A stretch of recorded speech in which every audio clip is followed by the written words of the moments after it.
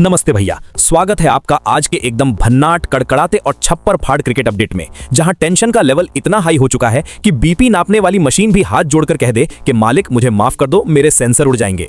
अरे मतलब गजब ही बवाल और रायता फैला हुआ है टी20 वर्ल्ड कप 2026 के इस सुपर 8 वाले महासंग्राम में, जहां हमारी टीम इंडिया ने जिम्बाब्वे को तो ऐसे कूट दिया है जैसे मम्मी दिवाली की सफाई में पुराने गद्दे कूटती हैं। और इसी के साथ लड़कों ने अपनी सेमीफाइनल की उम्मीदों को आईसीयू से निकालकर जनरल वार्ड में तो शिफ्ट कर दिया है। लेकिन भैया असली सिरदर्द तो अब शुरू हुआ है।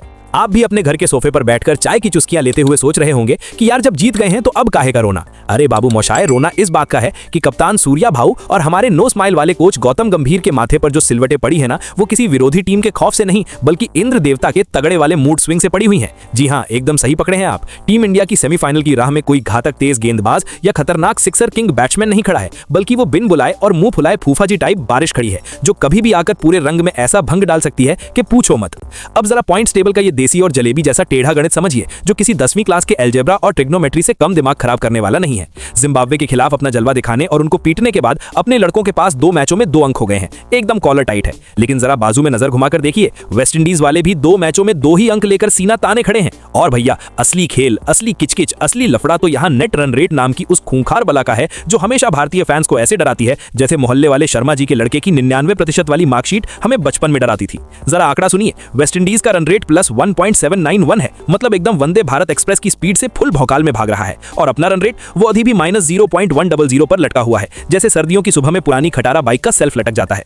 अब जरा कल्पना कीजिए, भगवान न करे, अल्लाह न करे, लेकिन अगर भारत और वेस्ट इंडीज के बीच होने वाले इस करो या मरो वाले महामुकाबले में आसमान से बेहिसाब पानी बरसने लगा और मैच भारी बारिश की भेंट चढ़ गया तो क्या होगा? अरे वही होगा जो मंजूर आईसीसी और कुदरत होगा। मैच धुलने की स्थिति में दोनों टीमों के हाथ में थमा दिया जाएगा एक लॉलीपॉप, यानी एक पॉइंट, और दोनों टीमों के कुल 3 अंक हो जाएंगे। अब आईसीसी के कड़क नियम के हिसाब से अगर अंक बराबर हुए तो आगे वो टीम जाएगी जिसका नेट रन रेट ज्यादा तगड़ा होगा। और क्योंकि वेस्ट इंडीज का रन रेट हमसे इतना ज्यादा है कि हम दूरबीन लगाकर भी नहीं देख पा रहे, तो बारिश होने की सूरत में वेस्ट इंडीज वाले बिना पसीना बहाए सेमीफाइनल में बैठकर चिल करेंगे, मजे मारेंगे, और हमारी टीम इंडिया को बोरिया बिस्तर बांधकर मायूस चेहरे के साथ वापसी की फ्लाइट पकड़नी पड़ेगी। मतलब समझ रहे हो आप इस बात की गंभीरता को? अगर मैच नहीं हुआ तो अंकों का ये आधा बंटवारा हमारे लिए कोई प्रसाद नहीं बल्कि सीधा विदाई समारोह का टिकट बन जाएगा। इसीलिए अब समीकरण बिल्कुल शीशे की तरह साफ है भैया। टीम इंडिया को सेमीफाइनल का टिकट कटाने के लिए सिर्फ मैदान पर उतरकर अटेंडेंस ही नहीं लगानी है, बल्कि वेस्ट इंडीज को पकड़ के ऐसा धोना है कि उनके छक्के चौके सब भूल जाए हो।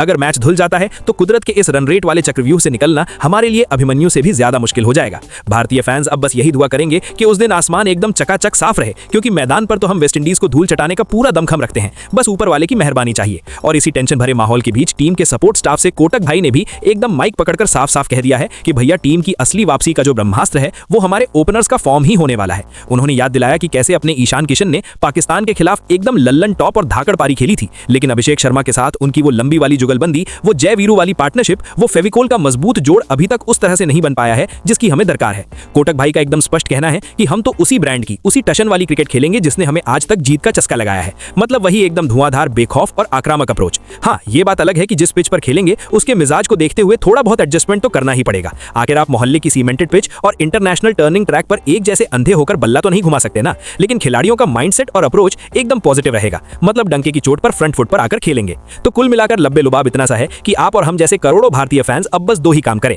पहला तो ये कि अपने अपने इष्ट देवताओं को मनाएं, मन्नत मांगे कि मैच के दिन बारिश की एक छोटी सी बूंद भी न गिरे, और दूसरा ये कि ईशान और अभिषेक के बल्ले से ऐसा तूफानी बवंडर आए कि वेस्ट इंडीज का पूरा कुनबा उसी में गोल गोल घूमकर उड़ जाए। तो भैया आप लोग भी अपने टीवी स्क्रीन को एकदम कपड़े से पोंछकर साफ कर लीजिए, इंटरनेट का रिचार्ज फुल रखिए और ढेर सारा पॉपकॉर्न लेकर तैयार रहिए, क्योंकि ये मैच सिर्फ 40 ओवर का एक साधारण मैच नहीं बल्कि धड़कने रोक देने वाला, पसीना ला देने वाला एक ऐसा ब्लॉकबस्टर थ्रिलर होने वाला है जिसका क्लाइमैक्स या तो हमें खुशी से नाचने पर मजबूर कर देगा या फिर टीवी का रिमोट तोड़ने पर। लेकिन हम तो हमेशा की तरह यही कहेंगे कि चक दे इंडिया, और बारिश वाले बादलों को हाथ जोड़कर बोल दो कि भैया कहीं और जाकर बरसो, हमारे खेतों में पानी दे दो, लेकिन स्टेडियम से दूर रहना, क्योंकि यहाँ हमारा मामला बहुत टाइट और इज्जत का सवाल बन चुका है। तो मिलते हैं आपसे इस महामुकाबले के बाद एक और कड़कड़ाते वीडियो में। तब तक के लिए हंसते रहिए, मुस्कुराते रहिए। टाटा, बाय बाय और जय हिंद।